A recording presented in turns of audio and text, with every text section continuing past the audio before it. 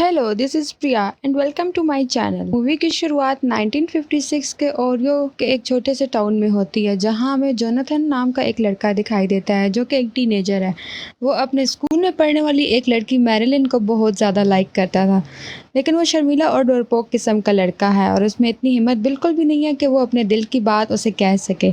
तो उस बात पर उसका एक दोस्त कार के अंदर उसका बहुत मजाक बना रहा होता है, लेकिन तभी मैरिलिन साइड से गुजरते हुए नजर आती है, तो उसे देखने के लिए जोनाथन अपनी कार से फायर हार्डेंट को टक्कर मार देता है। इसके बाद घर आकर जोनाथन देखता है कि उसके पड़ोस में एक नया लड़का रहने आया है जिसका नाम जिन है।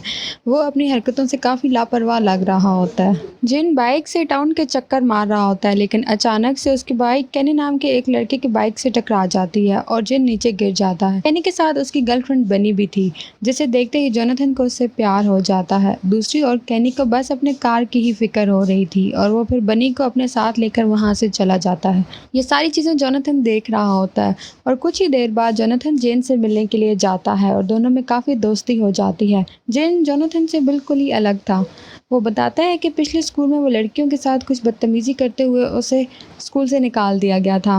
और दूसरी ओर जोनाथन अभी तक उसे कहता है कि मैंने मैरिलिन के अलावा किसी लड़की को नहीं देखा। जेन उसे कहता है कि सबसे सुंदर लड़कियां इस टाउन में कहाँ पे मिलेंगी, तो जोनाथन शाम को उसे टाउन के मेले में लेकर जाता है। उन दोनों को यहाँ अपनी अपनी क्रशेस भी नजर आती हैं, यानी मैरिलिन और बनी। वो दोनों लड़कियां एक ऐसे स्टॉल पर होती हैं जहाँ व्हील घुमाने पर जो भी नंबर आता था उस नंबर की लड़की को उसे किस करना था।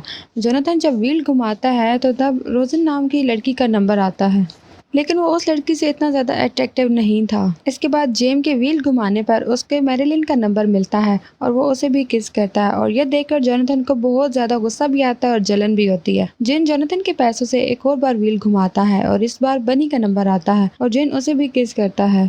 जेन की पर्सनैलिटी देखकर मैरिलिन और बनी दोनों उसे लाइक करने लग जाती हैं। जोनाथन जेन को बताती है कि वो मैरिलिन को बहुत ज़्यादा चाहता है और इस पर जेन कहता है कि वो 1 मंथ के अंदर मैरिलिन को उसे पटवा सकता है और वो दोनों इस पर एक शर्त भी लगा लेते हैं। अगले दिन स्कूल में जेन जोनाथन से कहता है कि उसे मैरिलिन की आंखों में देखना होगा, लेकिन जब मैरिलिन वहां आती है तो जोनाथन उसे देखकर फिसल जाता है। इसके बाद बनी का बॉयफ्रेंड केनी, जो कि काफी ज्यादा अमीर होता है, वो जोनाथन को बुली करता है। ये देखकर जेन जोनाथन को ये समझाता है कि उसे खुद के लिए लड़ना सीखना होगा। क्लास के दौरान जोनाथन अपना पेन उठाने के लिए मैरिलिन की टांगों को घूर रहा होता है। उसकी टीचर ऐसा करते हुए उसे देख लेती है और उसे खड़ा होने के लिए कहती है। स्कूल के बाद जेन जोनाथन को फिर से मैरिलिन के पास बात करने के लिए भेजता है, लेकिन जोनाथन उसके सामने अपनी साइकिल के साथ कार को ठोक देता है। ये देखकर मैरिलिन उसके पास आ जाती है और उसका खून साफ करने लग जाती है। वो उसे इतना क्लोज देखकर अपने आप को कंट्रोल नहीं कर पाता। वो उसे काफी ज्यादा अट्रैक्टिव होता है और वो उसे देखकर मुस्कुराने लग पड़ती है। अगले दिन जिन बनी से बात करता है और उसे पता चलता है कि वो केनी को अपना बॉयफ्रेंड नहीं मानती। इसके बाद मैरिलिन भी वहां आती है और जेन से मूवी डेट का पूछती है और जेन उसके साथ जाने के लिए तैयार हो जाता है, लेकिन ये देखकर जोनाथन बुरा मान जाता है। जेन उसे समझाता है कि वो उसको बिल्कुल छुएगा भी नहीं क्योंकि वो तो बनी को लाइक करता है। इसके बाद जेन का एक आइडिया आता है और वो बनी को भी जोनाथन के साथ जाने के लिए बोलता है। शाम को ये चारों फिल्म देखने के लिए जाते हैं। इसी दौरान मैरिलिन जिन के काफी करीब आ जाती है और दूसरी ओर जोनाथन को बनी के साथ बैठना बिल्कुल अच्छा नहीं लग रहा था। तभी केनी के कुछ लोग बनी को जोनाथन के साथ देख लेते हैं और केनी को जाकर इसके बारे में बताते हैं कि उसकी गर्लफ्रेंड किसी और के साथ डेट पर आई हुई है। जिन और जोनाथन जब इंटरवल में बाहर निकलते हैं तो केनी जोनाथन को मारने लग जाता है। जिन कहता है कि जोनाथन ने कुछ नहीं किया और बनी को यहाँ उसी ने लाया है।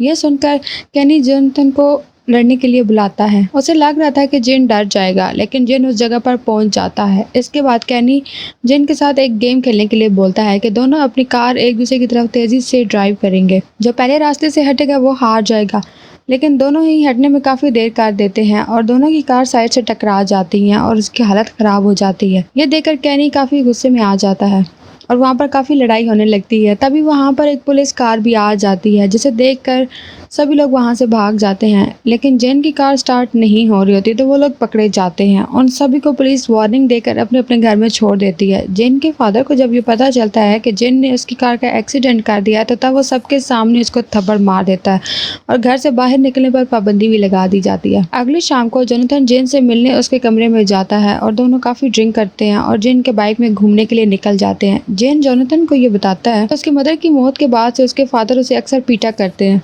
कुछ देर के बाद एक पुलिस वाला उन्हें पकड़ लेता है और उसे ये पता चल जाता है कि ये दोनों नशे में हैं, तो दोनों से कहता है कि वो अपने बाइक को पैदल ही घर लेकर जाएं। रास्ते में उन्हें केनी के फादर का डिपार्टमेंट शॉप भी मिल जाता है, जो कि टाउन में सबसे बड़ा था। और केनी से बदला लेने के लिए जेन और जोनाथन उसके स्टोर के सारे पुतलों को एक इरोटिक पोजीशन में रखकर वहां से चले जाते हैं। फिर अगली सुबह जब सभी लोग उन पुतलों को ऐसी कंडीशन में देखते हैं तो सभी लोग काफी ज्यादा मजाक बनाते हैं। स्कूल में बनी जेन से मिलने के लिए आती है और दोनों शाम को मिलने का प्लान बनाते हैं। इसी दौरान मैरिलिन भी दूर से उन्हें क्लोज आते देखकर उसे बहुत ज्यादा बुरा लग रहा होता है, क्योंकि वो भी जेन को लाइक करना शुरू कर देती है। जेन अपने फादर की कार को रिपेयर करवाने के लिए एक गैस स्टेशन पर पार्ट टाइम जॉब करने लग जाता है। जेन जोनाथन के पास आकर उसे मैरिलिन वाली शर्त के बारे में याद दिलाता है। जेन कहता है कि उसे मैरिलिन से सीधे ही पूछ लेना चाहिए। अब वैसे तो जोनाथन जानता था कि मैरिलिन उसे मना कर देगी, लेकिन फिर भी जेन का मन रखने के लिए वो उसे कॉल करता है और मैरिलिन उसके साथ डेट पर जाने के लिए तैयार हो जाती है। इसके बाद जेन और बनी के रिलेशन दोनों काफ़ी अच्छे से चल रहे होते हैं और मैरिलिन भी जोनाथन के साथ काफ़ी ज़्यादा एंजॉय कर रही होती है। एक दिन ये चारों बाहर घूमने के लिए जाते हैं। वो दोनों एक दूसरे के बहुत ज़्यादा करीब आ जाते हैं। इसी चक्कर में उनकी कार का गेट खुल जाता है और दोनों बाहर गिर जाते हैं और जेन और बनी उन दोनों को देख लेते हैं और वो दोनों उन पर काफ़ी हंसने लग जाते हैं। फिर एक दिन जोनाथन को मैरिलिन का कॉल आता है और वो बताती है कि वो इस वीकेंड पर उसके पेरेंट्स कहीं बाहर जाने वाले हैं, इसलिए वो जोनाथन को अपने घर बुला लेती है, उसे इनवाइट करती है अपने घर। जब जोनाथन ये सुनता है तो वो खुशी से झूम उठता है। फिर वीकेंड पर वो तैयार होकर उसके घर पहुंच जाता है और वहाँ पर दोनों एक दूसरे के काफ़ी क्लोज आ जाते हैं। तभी वो देखती है कि उसके फादर अचानक से घर आ जाते हैं और मैरिलिन जोनाथन को किसी तरह से विंडो से बाहर निकालती है, लेकिन उसकी मदर उसे भागते हुए देख लेती है। अगले दिन स्कूल में जेन बनी को डेट पर जाने के लिए बोलता है, लेकिन बनी कहती है कि आज रात उसे अपने पेरेंट्स के साथ डिनर करना है, तो वो आज नहीं आ सकेगी। रात को जेन चुपके से बनी के कमरे में जाने की कोशिश करता है। तब वो देखता है कि केनी बनी के घर पर डिनर के लिए आया हुआ है। मतलब बनी ने उससे झूठ बोला था कि केनी उसका बॉयफ्रेंड नहीं है। ये जानकर जेन को बहुत ज़्यादा बुरा लगता है और इसके बाद इसी बात को लेकर जेन और बनी में काफ़ी बहस होना शुरू हो जाती है और बनी भी उसे समझाती है कि केनी को उसके पेरेंट्स ने बुलाया था, ना कि उसने, और वो जेन को अपने पेरेंट्स से नहीं मिलवा सकती क्योंकि वो केनी जितना अमीर नहीं है। वहीं दूसरी ओर मैरिलिन जोनाथन से प्रॉम नाइट के लिए पूछती है। शाम को जोनाथन ये बात जेन को बताता है कि मैरिलिन ने इससे सामने से प्रॉम नाइट के लिए पूछा है और ये सब जेन की वजह से हुआ है और जेन की वजह से ही अब जोनाथन काफ़ी ज़्यादा कॉन्फिडेंट हो चुका है। तभी केनी भी यहाँ अपने दोस्तों के साथ आ जाता है और वो जेन को धमकी देता है कि वो बनी से दूर रहे। ये सुनकर जेन को काफ़ी ज़्यादा गुस्सा आ जाता है और वो केनी पर अटैक कर देता है और फिर दोनों लड़ने लग जाते हैं। इस लड़ाई में जोनाथन भी जेन की मदद करता है और उसका हाथ टूट जाता है। एंड में स्टोर का ऑनर उन्हें रोकता है और उन्हें यहाँ से चले जाने के लिए बोलता है। जेन जब घर पहुँचता है तो उसके फादर को पता चल गया था कि वो मार पीट करके घर आया है और वो जेन को घर छोड़कर जाने के लिए बोलता है। इसके बाद कई दिनों के लिए जेन किसी को नहीं मिलता और उसे स्कूल से भी निकाल दिया गया था और जोनाथन और बनी को भी नहीं पता था कि जेन कहाँ चला गया है। जेन के यहाँ ना होने के कारण केनी फिर से जोनाथन को बुली करना स्टार्ट कर दिया था।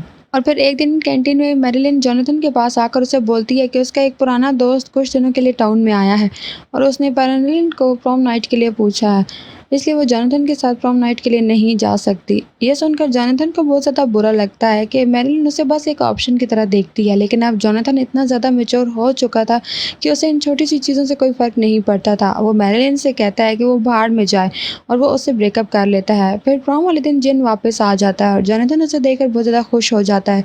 जेन कहता है कि वो बनी से मिलना चाहता है और वो दोनों प्रॉम पार्टी पर चले जाते हैं।